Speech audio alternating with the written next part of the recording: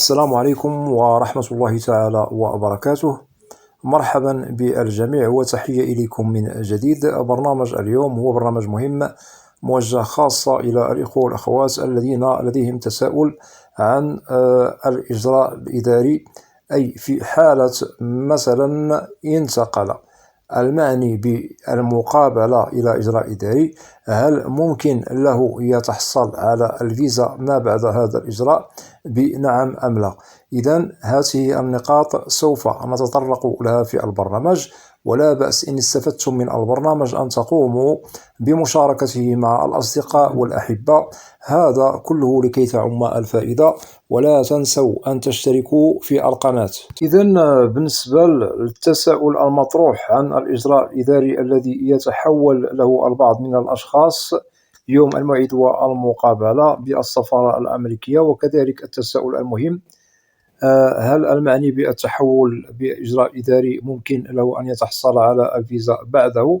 هنا سوف نجيبكم بالواضح قبل أن أجيب على هذه النقاط المهمة. إذن بالنسبة للتساؤل المطروح من طرفكم عن الإجراء الإداري الذي يتحول له البعض من الأشخاص يوم الموعد والمقابلة بالسفارة الأمريكية، وكذلك نزيد عليه التساؤل المهم: هل المعني بالتحول إلى الإجراء الإداري ممكن أنه يتحصل على الفيزا بعده؟ هنا سوف نجيبكم بالواضح. وقبل أن أجيب عن النقاط المهمة التي تفضلتم بها والتي لديكم فيها طرح لتساؤلاتكم، أريدكم أن تقوموا بالعودة إلى برامج عبر القناة عن التعريف بالإجراء الإداري. وضحنا فيه كل ما هو مهم والمطروح من طرفكم في هذا الشأن، وسوف تستفيدوا أكثر وأكثر. المهم بالنسبة للانتقال أو التحول إلى إجراء إداري الذي ينتقل إليه بعض الأشخاص في بعض الحالات يوم الموعد والمقابلة بالسفارة الأمريكية، سوف نذكر لكم أمثلة. ممكن للمعني بالأمر المستندات التي لديه ناقصة، ممكن للأجوبة التي يجيب بها القنصل أو ضابط الهجرة لا تقنع، وممكن أنها تطرح الشكوك في الملف الذي يعني الشخص المعني بالمقابلة. ممكن أن تطرح الشكوك في اسم المعني بالأمر، وكذلك ممكن وجود بعض الأشياء مشبوهة فيما يتعلق بالبيانات والمعلومات التي تخص الشخص المعني بالمقابلة. وهناك نقاط أخرى تظل بين قوسين يشتغل عليها من طرف ضابط الهجرة عندما يشك في حيثياتها في الملف، وبالطبع يقوم بتحويل الشخص المعني بالأمر إلى إجراء إداري. وبالطبع التأشيرة التي تتعلق بهذا الشخص الذي يتحول إلى إجراء إداري تظل معلقة، وبالطبع الإجراء الإداري يجب علينا في حالة انتقلنا إليه أن ننتظر، والانتظار هو سيد الموقف في هذه الحالة.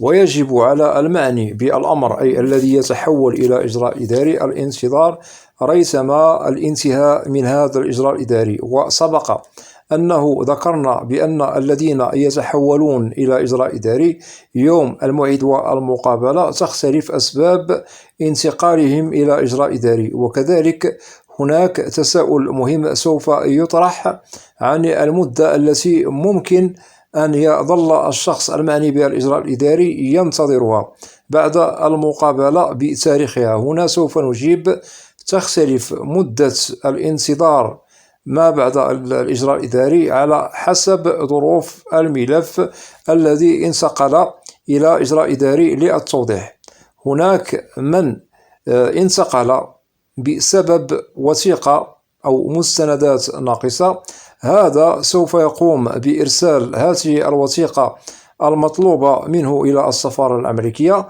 وممكن لهذا الشخص المعني بملفه أنه يتمم الإجراءات في بضعة أسابيع قليلة. وهناك من تأخذ إجراءاته الإدارية مدة طويلة، وهذا مؤكد. وللتأكيد بالنسبة للشخص الذي يتحول إلى إجراء إداري بسبب وثيقة قد نساها سالفا يعني في ملفه وبسببها انتقل إلى إجراء إداري، هنا بالطبع سوف تطلب منه هذه الوثيقة، وعندما سوف يقوم بإرسالها إلى السفارة الأمريكية بالطبع هنا سوف يتمم الإجراءات بخير وسلام وسوف يتحصل على الفيزا. أما بالنسبة للأشخاص الذين سوف نجد يعني ملفهم فيه لبس إلى غير ذلك أو شبهات، فممكن التأخير وممكن التعطيل، وهذا يظل ما بين قوسين لا يمكننا أن نجزم أو نؤكد المدة التي ممكن أن هذا الشخص سوف يتحصل على الفيزا أو أنه لن يتحصل على الفيزا. بالطبع هنا الاختلاف هو موجود فيما يتعلق بالملفات التي ينتقل أصحابها إلى إجراء إداري يوم الموعد والمقابلة، ولازم أننا نأخذ هذا بعين الاعتبار، ولازم أننا كذلك نكون على بينة من أمرنا في هذه الحالات. نؤكد بالنسبة للأسباب المحيطة بالتحول إلى إجراء إداري والتي تدخل في صلب ملف الشخص المعني بالمقابلة، وللتأكيد قد تطول المدة على حسب الظروف والأسباب التي تحول بها الشخص إلى إجراء إداري، وقد تقتصر المدة على بضعة أسابيع قليلة كما وضحنا على حسب ظروف وأسباب تحول ملف الشخص المعني بالأمر. وكذلك ممكن أن ننتقل إلى نقطة مهمة: أغلبية من ينتقل إلى إجراء إداري يتحصل على الفيزا للتأكيد. نؤكد من جديد: أغلبية الذين ينتقلوا أو يتحولوا إلى إجراء إداري يوم الموعد والمقابلة ما بعد هذا الإجراء يتحصلوا على الفيزا، والقلة من الأشخاص المعنيين بالمقابلة ينتقلوا أو يتحولوا إلى إجراء إداري بعد المقابلة ممكن أنهم لا يتحصلوا على الفيزا. هنا نؤكد: القلة فقط ممن الذين ينتقلون إلى إجراء إداري لا يتحصلوا على الفيزا. ونؤكد: لازم على كل من ينتقل إلى إجراء إداري أن يعرف سبب تحوله إلى هذا الإجراء، فإن عرف السبب ممكن له أن يطمئن على مسار ومستقبل ملفه بعد الانتقال إلى إجراء إداري، لأنه الأغلبية يتحصل على الفيزا ما بعد الإجراء الإداري يوم الموعد والمقابلة، وسبق أن وضحنا القلة فقط من لا يتحصل على الفيزا بعد الإجراء الإداري. لهذا ننصح: يجب أن تكونوا على بينة من أمركم، وكذلك نؤكد: يجب أن تنظموا ملفكم يوم الموعد والمقابلة بدون نسيان مستندات ووثائق تتعلق بالملف المطلوب منكم يوم الموعد والمقابلة، ويجب أن لا تكذبوا في بيانات معلوماتكم، ويجب أن لا تسلكوا طريق التدليس والتزوير. وللتأكيد ننصح بالصدق والابتعاد على الكذب في القول والفعل، وإن شاء الله ممكن اجتياز المقابلة بدون أنكم تتحولوا وتنتقلوا إلى إجراء إداري، لأن ملفكم يوم الموعد والمقابلة هو مرآتكم، وهو الذي سوف يمهد لكم الطريق إلى بر الأمان، وكذلك صدقكم هو الذي سوف يسير بكم كذلك إلى بر الأمان. وإن شاء الله بالنسبة للنقاط التي وضحتها لكم لازم أخذها بعين الاعتبار والاشتغال عليها بنظام لكي تسلكوا طريقا آمن بدون أنكم يوم الموعد والمقابلة تنتقلوا إلى إجراء إداري. بالطبع وضحنا لكم الأسباب المهمة التي ممكن أن تحول بعضكم إلى إجراء إداري يوم الموعد والمقابلة، وهنا نؤكد: لازم اجتناب الكذب، التدليس، التزوير، وكذلك لازم الإجابة بصدق، وإن شاء الله أموركم سوف تمر مرور الكرام بدون أنكم تنتقلوا وتتحولوا إلى إجراء إداري.